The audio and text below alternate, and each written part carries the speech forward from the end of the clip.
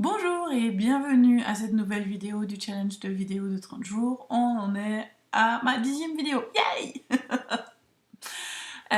Aujourd'hui, ça va être manipulation, deuxième partie. Parce que ce qui se passe, c'est que j'étais en train de vivre un truc ce matin. Et vous savez, comme souvent, on est en train de faire quelque chose, puis on passe des scénarios dans sa tête. Et grosso modo, il y avait quelque chose dans l'attitude de mon mari, dans les choix de mon mari, qui appuyait sur certains de mes boutons. Et dans ma tête, foncièrement, c'était « j'ai raison, il a tort ». Et combien de fois, justement, dans notre tête, on sait qu'on a raison et que notre interlocuteur a tort.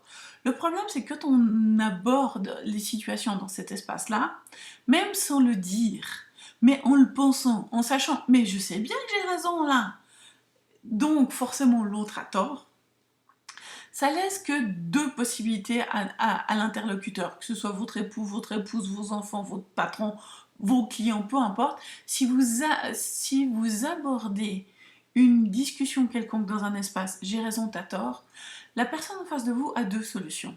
Soit elle s'aligne avec vous. « Ah ouais ma chérie », et là ça aurait pu être le cas, genre « ah oui ma chérie, c'est vrai, t'as raison, je pourrais faire différemment et machin, etc. » Le truc c'est que quand vous vous alignez sur le point de vue de quelqu'un d'autre, comment est-ce que vous vous sentez?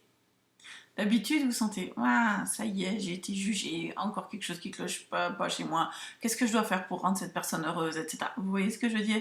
Il y a cette énergie-là qui vient avec, on va dire, en surface, ça a l'air d'aller bien, mais au fond, il y a toujours un truc qui coince, qui grince. Ou alors, la personne peut rester droite dans ses baskets et dire « mais non, j'ai pas tort, voilà comment je vois les choses, et voilà machin, etc. » Et là, on rentre dans un conflit. Alors, un conflit plus ou moins intense, mais c'est cette idée que j'ai raison, et j'ai raison, donc qui a tort là au milieu, ça devient un combat des coqs, et dans un combat de coqs, tout le monde perd des plumes, pour résumer. Donc, comme je disais, la situation que je vivais, c'était dans ma tête. J'ai pris conscience de ça et j'ai rien dit. J'ai pas mis ça sur le tapis parce que justement, je sentais cette énergie du... Et comme je vous ai parlé hier de manipulation, je me suis posé la question, ok, quelle manipulation est-ce que je peux utiliser ici? Et pas la manipulation dans le sens, qu'est-ce que je peux faire pour obtenir ce que je désire parce que je sais que j'ai raison? Ça, c'est la manipulation qui est faite dans cette réalité.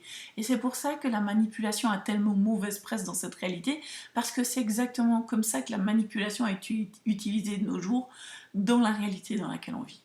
Non, j'abordais plutôt dans cet espace, pas quelle manipulation, c'est-à-dire comment puis-je obtenir ce que je désire, mais plutôt à me poser la question, ok, qu'est-ce qui criera plus pour tout le monde ici? Que puis-je dire? Que puis-je être dans cette situation qui créera de l'aisance et pour moi, et là en l'occurrence c'est avec mon mari que j'ai ce truc qui se passe, et pour mon mari.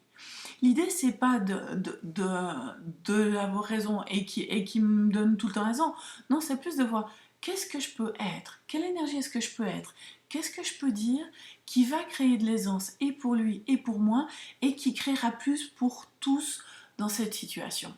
Alors pour l'instant, j'ai pas encore la réponse parce que je suis en train de poser des questions et de regarder, ok, qu'est-ce qui peut être dit?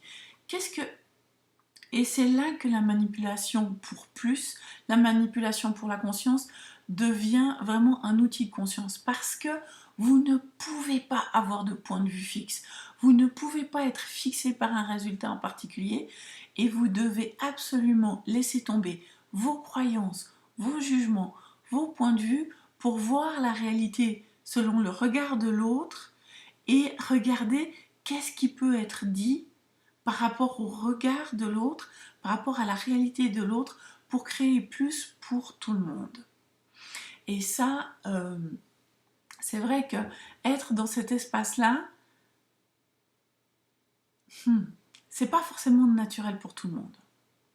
Et ça demande vraiment de regarder quand vous entrez en discussion, quand vous entrez en négociation, si vous entrez dans un espace de « j'ai raison, t'as tort », ou si vous entrez dans un espace de quelles sont les possibilités ici qu'on n'a pas encore envisagées et qui créeraient plus pour tout le monde. Donc, voilà un autre élément de réflexion concernant la manipulation.